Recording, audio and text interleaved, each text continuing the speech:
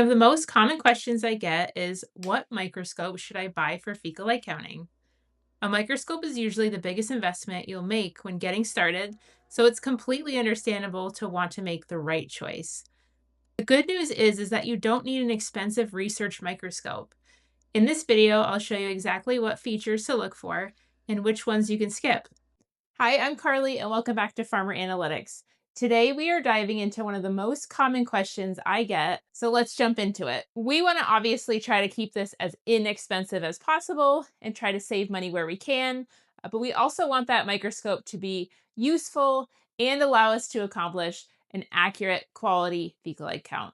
So first of all, we are looking for a compound microscope, not a children's or kids microscope. Next, we want the compound microscope to have an internal light source. This means that the light source comes from the bottom. We turn it on. You have a lamp underneath. Some microscopes will have light source from the top. That is not going to work for this application. An LED light is bright, it's easy to use, and it is pretty low maintenance. These bulbs, if you take care of them and keep shutting your microscope off in between uses, will last you a really long time. So once you find yourself a compound microscope with an internal light source, the next feature that we're looking for is a movable or mechanical stage. Now this means that we can move the stage up and down, back and forth, and we will be able to read the grid on that slide really easily. For fecal light counting, I highly recommend a mechanical stage. It is really, really difficult to move that slide efficiently and accurately with your fingers, so make sure you have a mechanical stage. It's going to make your life a whole lot easier when reading fecal light counts. The next feature you're looking for when ordering a microscope is making sure that it has the right objective lenses. Now, the objective lenses are going to be what gives you your magnification, and we are looking for 4x and 10x. You do not need the 40x or the 100x. Those are not needed for this application and can sometimes save you some money if you don't include them in the order. And the last feature you're looking for when purchasing a microscope is making sure that it has a coarse and fine focus knob.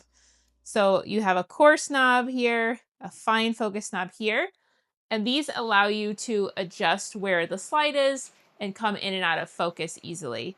That fine focus knob is really, really important for looking at those really fine details of the eggs and other debris that you might find under the microscope. Another feature that you can choose when you're choosing a microscope is whether or not it is binocular, monocular, or even trinocular. This microscope is binocular, which means it has two eyepieces to look through. This is my preferred feature, especially for long-term use, looking at multiple samples over a longer period of time. It's much easier to look with both of my eyes than just one. Monocular microscopes will be less expensive, can save you a little bit of money. Let's talk about a few things that you don't need when it comes to fecal light counting. And this may be able to save you hundreds on a microscope when looking for the right one for you. You don't need a trinocular microscope. This is usually used for cameras or lenses to be added to the system. It's just not required. There are also camera attachments that will go right into the eyepiece itself.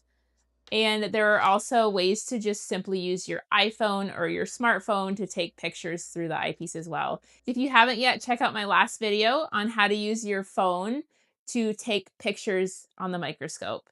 Another thing you don't need for fecal light counting is the 100x objective lens. This will almost definitely never be used for fecal light counting specifically, and can save you a little bit of money when you're purchasing your microscope. And overall, you just don't need a really expensive research microscope, one with all the bells and whistles. A basic compound microscope with the features that we've discussed in this video are going to set you up for success. So some common mistakes that I see people when buying microscopes might make are looking at toy or children microscopes, handheld microscopes, looking at microscopes that have very low quality optics. That can really affect the level of detail that you can see when you're reading a fecal light count, which is really, really important. And also only buying solely on magnification. So we know that we need that 4x and that 10x, but we want to make sure that the optics are high enough quality that we can actually make out those really fine details that we're looking for. Now, when we're talking about budget, the majority of compound microscopes that check off all the boxes of features that you need are going to land somewhere around $200 to $300. This price will depend on all the different features that are added, whether or not it's monocular or binocular, and all sorts of different features that come with the microscope will affect the price. When we're talking about mid-range microscopes, those are going to land a little bit higher in closer to $300 to $400 range. Again, depending on what features that you have added to that microscope.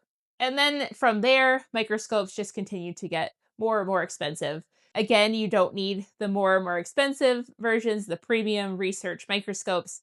They're just not needed for fecal light counting, and they can range anywhere from 600 up. So if you're hunting for your very own microscope for your farm, my final recommendation is to get yourself an entry-level microscope that has features that include a compound microscope with an internal light source, a movable or mechanical stage, 4x and 10x objective lenses, and coarse and fine focus knobs. Everything else is up to you to decide whether or not it's worth purchasing. If you have all these basic features, you can easily be successful running a fecal light count on your own farm. And if you're interested in running your own fecal light count, check out my online virtual course where I teach you at home how to run your own fecal light count on your animals. And in this course, I teach you how to perform and interpret your own fecal light counts at home with confidence. I'll leave the link in the description box below if you want to check that out. And thanks again for joining me today. I'll see you next time.